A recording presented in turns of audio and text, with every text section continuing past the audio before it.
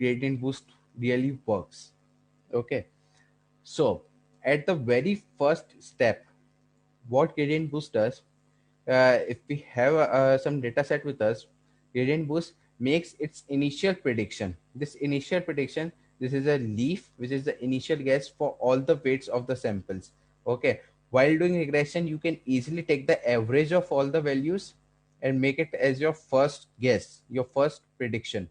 Okay, but in classification what you can do is you can use log of odds, and then you convert those log of odds in the probability by using the logistic function. This logistic function, if you have learnt about logistic regression, uh, you know what is this logistic function. We have something like this. Okay, this is our probability zero point 0.5. Okay, this is our probability. uh, so this is the all the values that fall above this zero point 0.5. Let's say these are some of the points. These fall apart from this zero point 0.5, above zero point 0.5 probability. We treat them as the positive instances, and the instances it's got lesser value than zero point 0.5, we treat them as the negative instances. Okay, you have learned about this logistic function in logistic regression. Okay.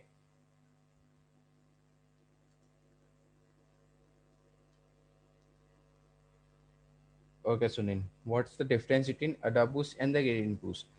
Okay, if you can wait for a while after completing this gradient boost, I have added the differences between the gradient boosting and the ADA boost. Okay, so after completing the gradient boost, you will get it. What is the difference? Okay, now let's move ahead. Okay, so this is our initial prediction. Now, let's see this example. Okay, in this example, we have two features. We have the observed value, that is basically the actual value. Then this predicted value 1, which in the previous step we have predicted. Okay, I termed it as y hat 1. Okay, so this is our first predicted value. Now, what gradient boost does, it tries to compute the residuals. How do we compute the residuals? We just have to subtract the predicted value with the observed value. Okay, like you can say we have observed value of y1 and the predicted value is y hat 1. So while computing the residuals, you have to do y1 minus y hat 1 and you will get your first residual. Okay, now, one thing to remember, that sometimes these residuals, they are known as pseudo residuals. Now, why we are saying them as pseudo residuals? If you have idea about linear regression, in that linear regression, we also calculate the residuals. Okay, they are also the difference between the observed and the predicted values. Okay, if I can explain you with the help of a diagram, I can explain you. Okay, when we do linear regression, what we do, like say if we have this line. Okay, this is the line for our linear regression, and some points if we have here, these are some samples. So in linear regression what we do, we try to subtract these residuals in these points in order to get residuals. Okay, if you remember linear regression, we do this thing. Okay, so uh, that's why we call the residuals present in the gradient boosting as the pseudo residuals. This pseudo is a part of pseudo residual, uh, uh, which is a reminder that we are doing a gradient boost and not linear regression. Okay, so not to confuse between linear regression and gradient boosting. That's why we call these pseudo residuals. Now, moving towards the next step.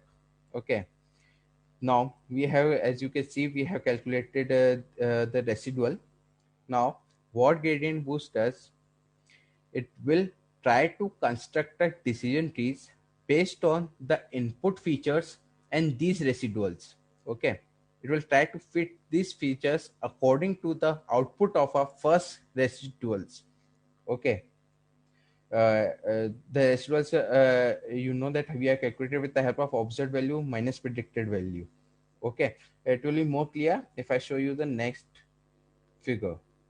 Okay, now you can see that this table, uh, what it has done, it has calculated the first residual, then it tries to fit these features and these residuals in a decision tree. Okay, it will try to fit these. Now when you are fitting these residuals, okay, now when you are fitting these residuals and features together, you will be getting your new predicted value. Okay, you will be getting this new value, and again with this value you can compute the new set of residuals. Again subtracting these y hat 2 from y1, you will get your second residual. Okay, like this gradient boost is focused on building more and more trees and predicting new residuals at each step. Okay, at each iteration you can say. Okay, uh, uh, now let me remove this link. So I guess this thing is clear to everyone. Okay, after building all the trees, calculating the residuals of all the trees, now gradient boost, what it does, it will try to add the output of all these trees together. Okay, as you can see, we as you can see, we have this formula fx is equals to h0x. It is the output of a base model. Then we have alpha 1 h1x. I will tell you about what is alpha.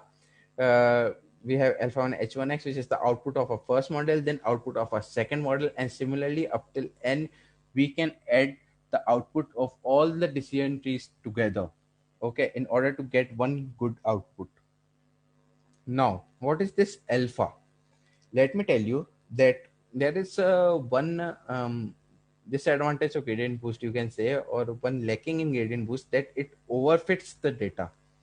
Okay, so if you give some instances to it, it tries while training, it tries to overfit your data. So to overcome this issue, we have to multiply this alpha, which is basically the learning rate. I have defined this here also. Okay, so to solve this, we normally have to multiply these outputs with the learning rate. This learning rate ranges between 0 to 1. Okay, normally we try to take it as small as possible, because in if you have studied about gradient descent also, you know that if we take a learning rate a bit more high, then instead of converging, your curve goes on diverging itself. Okay, so that's why uh, we have to take this as low. Otherwise it depends on the problem which you are solving or on your data set also, but always try to keep this learning rate as low as possible. It ranges between 0 to 1. Okay, so in regression, what you just give me a minute. Okay, so in regression, what you can do, you can easily add all the trees together. Okay, but in classification, remember you have done that with the by taking log of odds and then calculating the probability. Okay, so you cannot directly add the outputs all together. Okay, you have to perform some sort of transformation in classification problem while doing gradient boost. Okay, I have added the formula for the transformation also. I will tell you in just a moment. Before that, see this figure. Okay, what it's doing, it's just combining all the trees. Okay, this is how our model at the end will be looking. We have the base learner, this sorry, the initial prediction we have first. As I told you that this is the first guess which you have put it as your initial prediction. Then your first model, then your second model, and it combines all the models together. Okay. So now these are some of the formulas which may be helpful to you while doing gradient boost. Okay. So while calculating the log of odds for classification, you have to take the log of sample with outputs divided by sample with negative output. Okay, positive output upon negative output, and you have to take the log. Okay, in this way you can compute log of odds. Then while converting these log of odds to the probability using the logistic function, you will be doing e to the power of log of odds upon 1 plus e to the power log of odds. Okay, like this way you will be converting your log of odds to the probability using logistic function. Okay, this will be helpful to you. Now there comes the formula for transformation. Okay, like this is the formula, the most commonly used formula. There are other formulas also. Okay, other things also. You can do transformation on yourself also if you want to put some transformation at your end, but this is the most commonly used formula. What we have to do, we have to take the summation of all the residuals and divide with the summation of previous probability into 1 minus previous probability. Okay, like this way you can do transformation in gradient boost classification. Okay, now this formula I have already told you. What we have to do is we have to add all the outputs together by multiplying them with alpha, which is our learning rate. Okay, you can set this alpha also with the help of hyperparameter tuning. Okay, now what I have done is now this basically this is you can see that this formula h0 of x alpha 1 x1. Okay, so in more simplified way you can write this formula as summation of alpha I hi of x, where I ranges from 1 to n. Okay, like this way it becomes more simplified. Okay, now see this figure we have. Okay, uh, um, in this figure you can easily see that we have residuals and tree predictions. Okay, this on the left side we have the prediction of a single tree. Each peak learner we have a single trees prediction we have on left hand side, and on the right hand side we have the ensemble predictions. That is nothing but adding these models together. Okay, so in the very first row, you can see that we have the output for a first model. Okay, and on the right hand side, it does not change because it is our first model only. Okay, but as soon as you will be seeing the second row, okay, as soon as you will be seeing the second row, you will be you will come to know what is the change. Okay, see that the output of the second model, and now you see the output on the right hand side. You see the output combined, the combined output of the first model and the second model. Okay, we are on the right side and we are performing better. Okay, now in the third model you can see when we have combined all in the third row on the right hand side, you can see we have combined all the outputs together. So how good our model is performing. Okay, it is the output of the one moons data set. Okay, which I have taken to show you how it works. Okay, one more thing is that as soon as you will be computing the residuals after making each week learner, you will be seeing that these residuals, they are becoming lesser and lesser. Okay, as you can see in the on your first model, you have got huge amount of residuals, but as soon as you move towards your second model, then third model, they will become more and more smaller. Okay, uh, so now